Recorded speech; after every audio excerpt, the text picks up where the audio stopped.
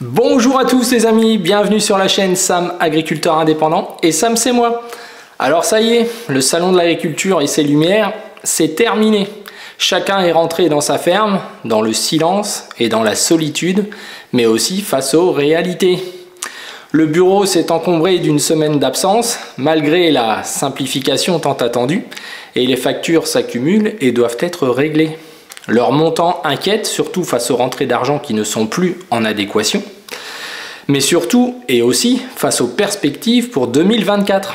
C'est ça dont je vais vous parler dans cette vidéo. Les prix de vente, en grande culture notamment, surtout que dans les pays de l'Est se passent des choses très graves ces derniers jours qui méritent que vous le sachiez. Les importations, vous le savez, on en a déjà parlé, mais en ce moment, les organismes stockeurs alertent leurs adhérents qu'ils ne vont peut-être pas pouvoir collecter la récolte 2024 car ils n'arrivent pas à évacuer la récolte 2023 face aux importations qui n'en finissent plus. Les importations de l'Ukraine, c'est un fait, mais aussi des importations russes et biélorusses. Et oui les amis, notre sorcière bien-aimée, notre président de la République adoré et l'ensemble des membres de l'Union européenne qui n'arrivent même pas à s'entendre sur aucun sujet, laissent grand ouvert les portes et nous condamnent tous autant que nous sommes en tant que paysans pour la moisson à venir et sans doute pour 1 ou 2 années derrière. Alors si ça vous intéresse les amis, je vous promets pas qu'on va se remonter le moral, mais au moins on va faire face ensemble à ces réalités. Si ça vous intéresse, on est parti.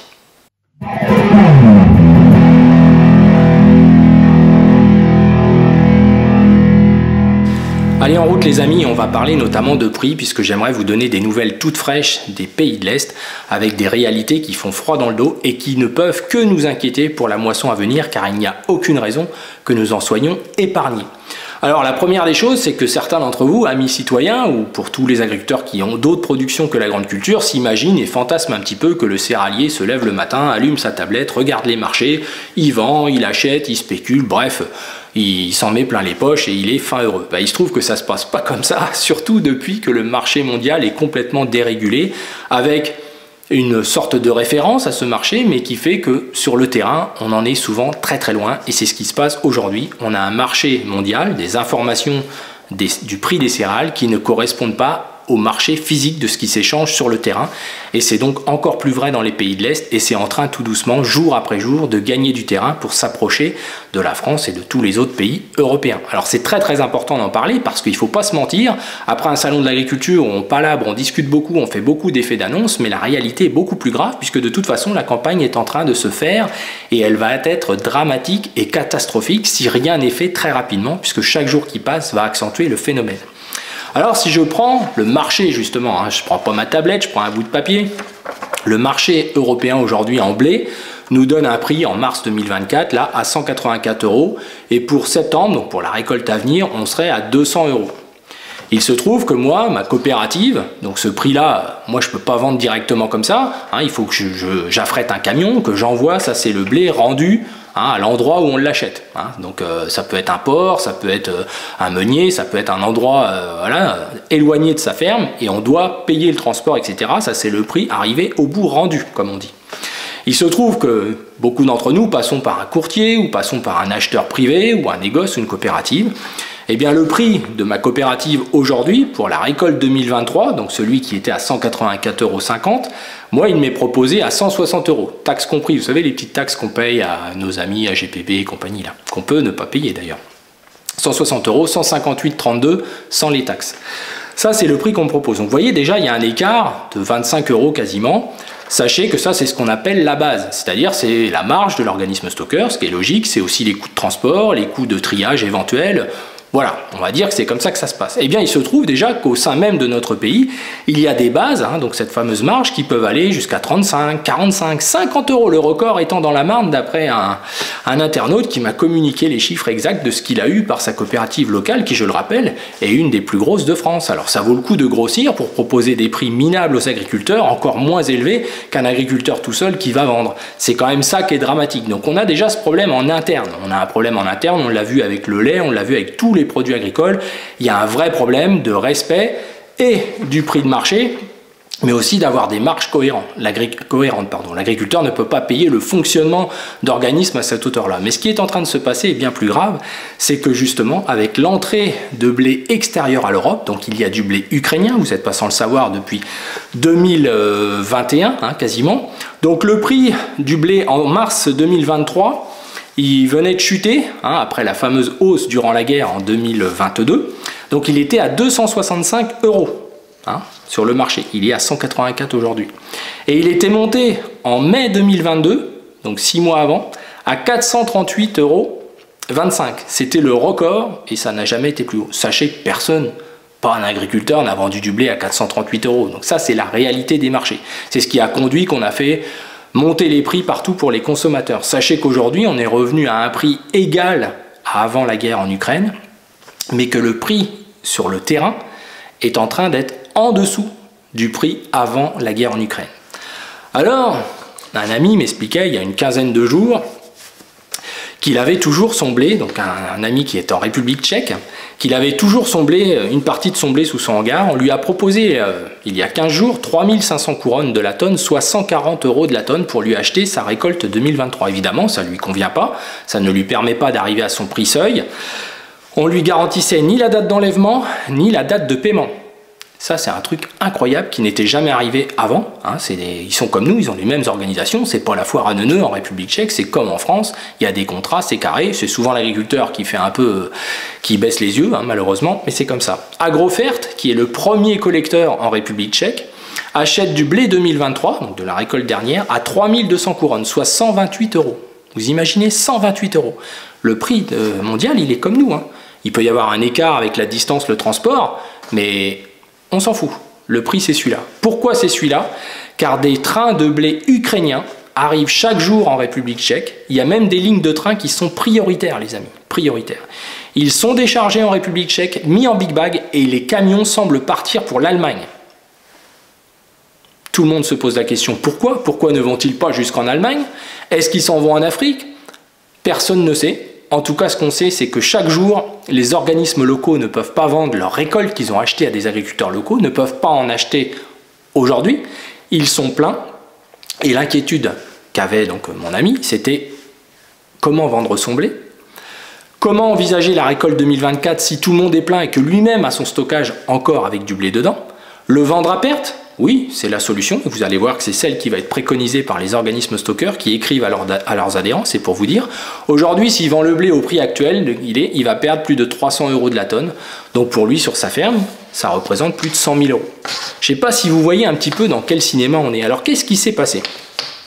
Eh bien aujourd'hui, les organismes stockeurs de République tchèque ont écrit à mon ami justement et à tous leurs adhérents: chers partenaires commerciaux, c'est magnifique. La semaine dernière, des représentants de notre société ont participé à une conférence mondiale dans le domaine du commerce agricole et nous vous envoyons les résultats de cette rencontre. Nous avons eu plusieurs discussions intéressantes avec les principaux acheteurs de matières premières agricoles et ils se sont tous mis d'accord sur un point important. Écoutez bien les amis. Actuellement, le matif est à un niveau plus élevé qu'avant la guerre en Ukraine, qu'avant 2021. C'est-à-dire avant le début du conflit. Néanmoins, les prix réels sont désormais inférieurs à ceux d'avant 2021. Donc vous voyez, on peut avoir des marchés, de tout ça, tout le monde nous dit les marchés, mais c'est quand ça arrange tout le monde. C'est quand ça arrange tout le monde.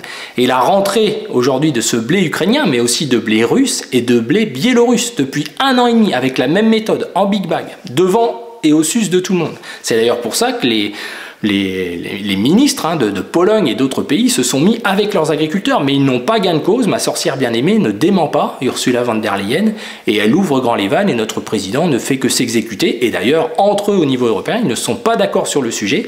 Là, ils sont contents, il faut rentrer de l'alimentation à pas cher. Pour vous dire, en Pologne, on a analysé les blés ukrainiens il y a plus de 8 mois, donc notamment ceux qui rentraient.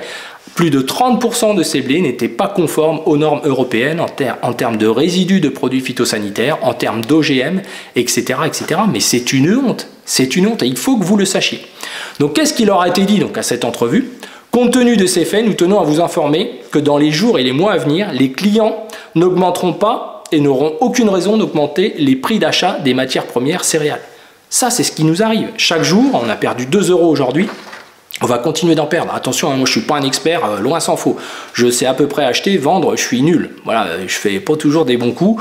J'essaye de faire au mieux, mais moi je ne sais pas anticiper une récolte en me disant voilà, je vais avoir tant de récoltes, etc. Puis vous allez voir que pour plein de raisons, météo et autres, qui peut garantir ce qu'il va récolter cette année? Donc on peut jamais vendre que plus de 20, 30%, 40% quand on était un peu plus échaudé il y a quelques années parce qu'on y croyait. Là, on est un peu plus calme, hein. Donc ils ont également alerté sur un fait important, que les entrepôts se remplissent très rapidement. République tchèque. Hein. Certains sont déjà pleins jusqu'en septembre 2024. En agriculture biologique aujourd'hui en France, c'est ce qu'on a dit aux agriculteurs. En République tchèque, il y a 16% du marché en agriculture biologique, c'est ce qu'on leur dit aussi. Ils ont presque 2 années d'avance de céréales bio. Les agriculteurs bio ne savent pas ce qu'ils vont en faire. Alors, tout ça, il faut le dire. Il faut sortir tout ça et on peut pas... C'est très important que tout le monde le sache. Donc il faut se rendre compte que nous sommes à la fin du premier trimestre, c'est ce que dit l'organisme acheteur, et qu'il ne reste plus beaucoup de temps pour vider les matières premières de la récolte 2023 avant de recevoir la prochaine récolte qui va être pour tout le monde de juin, juillet, août, hein, pour l'ensemble des pays européens. Résumé, un prix plus élevé du matif par rapport à avant la guerre, légèrement plus élevé, qui baisse chaque jour. Un prix réel inférieur à celui d'avant la guerre en Ukraine. Vous allez tous retrouver, amis consommateurs, des prix d'avant la guerre en Ukraine. Ça devrait pas tarder, mais bien sûr. Faible demande de blé européen, il y en a tellement qui rentrent de partout qu'on est saturé et on est en train de remplir les stocks pour la campagne 2024-25. C'est ça qui est en train de se passer, il faut le savoir. Peu de temps pour prendre des décisions, en gros c'est ce que dit le gros acheteur hein, de cette République tchèque. Et il dit, en gros les gars, je sais que les prix actuels sont à un niveau si bas que la vente n'est pas rentable pour vous pour le moment, mais il existe un risque que ce niveau de prix soit encore plus bas demain. Donc, et que les capacités des acheteurs soient remplies. Donc nous espérons que ce message vous aidera à prendre d'autres décisions.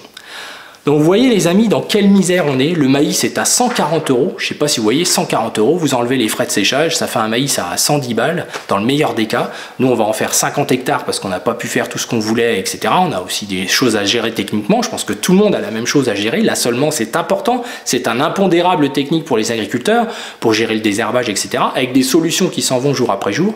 Bref, on est dans une sacrée mouise. Et je tenais à vous en parler car ce qui a été écrit là nous attend prochainement. C'est arrivé en agriculture bio. Ils ont reçu à peu près le même courrier au mois de juin l'année dernière, nos partenaires en agriculture biologique. Donc je pense qu'il va nous arriver la même chose pas tard, à la vitesse où s'évacue notre récolte. Voilà. Et tout le monde attend bien sûr que ça chute encore plus puisque ça arrange les affaires de beaucoup plus de monde que ces petits paysans qui de toute façon, s'ils sont pas contents, ils ont qu'à faire autre chose, hein, c'est pas ça. Alors écoutez, dans la prochaine vidéo, on parlera justement de technique et du retrait des molécules de désherbage et je vous montrerai un échec concret sur notre ferme. Vous allez voir un escourgeon où on n'a pas pu réussir à le désherber assez tôt le deuxième passage et aujourd'hui il y a autant de raigrats que d'escourgeons et la vraie question technique se pose, doit-on le garder? Est-ce qu'on va vraiment réussir à le détruire aujourd'hui avec les moyens que nous avons? J'en doute, vous allez voir, donc on va parler du retrait des molécules. C'est un moyen comme un autre de baisser les phytos, mais les agriculteurs restent dans une impasse en vendant des produits inférieurs à leur coût de production. Et puis, je vous prépare une vidéo et suite à tous vos retours, et je vous en remercie, on va parler aussi de l'installation des jeunes, de la pression qu'ils subissent, de notre environnement agricole et aussi tous ceux qui sont autour. On parle beaucoup d'installer les jeunes, mais est-ce que vraiment, il ne faut pas être un peu fou pour accepter ce système dans lequel on veut les mettre d'ailleurs? Et ceux qui m'ont écrit sont sans doute les plus indépendants et ils ont beaucoup de choses à nous raconter, vous allez voir, ça devrait vraiment vous intéresser si on ne nous explose pas la chaîne d'ici là. Alors les amis, je vous dis à bientôt. Pensez à liker les vidéos parce que vous êtes de plus en plus nombreux à les regarder, mais c'est vraiment important les pouces, c'est ce qui va donner la vision de la chaîne les amis.